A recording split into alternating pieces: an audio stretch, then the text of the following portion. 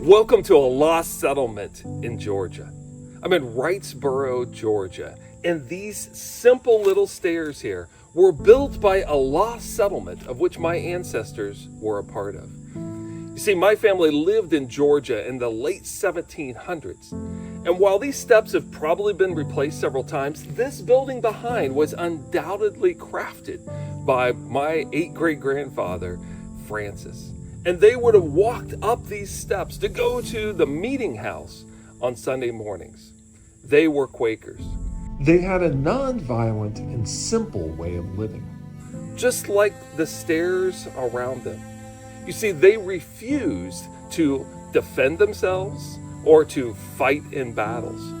And around this area, the Revolutionary War had begun to rage just 15 years after they came. And the British, they had incited several Indians to attack the people who were living in Georgia. And my family, they were attacked, but they refused to defend themselves.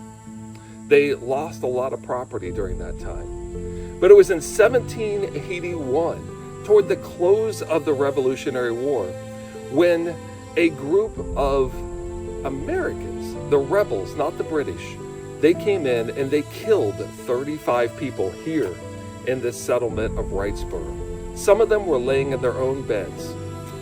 My great-grandfather Francis lost some of his children during that time. You see, they were killed not because they were fighting, but because they wouldn't fight against the British. The Quakers, they worked hard, they were disciplined, and their strength and their economic prosperity, it came because they worked together. And in 1805, this community had had enough of Georgia, and they decided to leave en masse, and that's why this is a lost settlement. The reason for leaving wasn't war, and it wasn't about all these obnoxious mosquitoes that are buzzing all around me, or the incredibly humid and hot summers that they had to endure. But they were leaving because slavery was so obnoxious to them, and they couldn't stand it any longer. They could see there was no chance of changing the tide in Georgia, and they wanted to take their lives and they wanted to populate a free state. And so they moved to Ohio as a group of over 40 families. They just picked up and they left everything other than what they could carry on a few of their wagons. There are very few remnants of what was a thriving community around here. There's a log home that my great-grandfather probably built, maybe even lived in that home.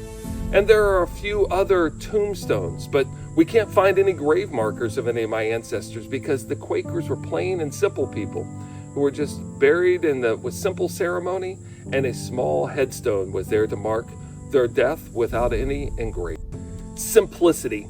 It might be the most difficult virtue, and certainly one of the most difficult design criteria. Never mistake simplicity for a lack of talent. Simplicity is the mark of supreme talent. You see anyone who can make things complicated or complex, but very, very few people have the talent and the conviction to build something of simplicity. My great-grandfather Francis, he walked down these simple stairs for the very last time in 1805. He began the 700-mile journey to Ohio on foot. He walked straight through the land where the Cherokee Indians lived, the same Cherokee Indians who had been incited to attack and even kill some of his children. And when he met the first Cherokee Indian leaders there in 1805, it was an awkward meeting.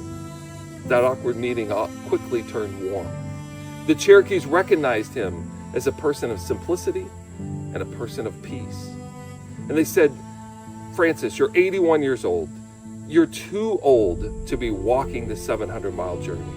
And so they picked him up and they carried him all the way to the banks of the Ohio River.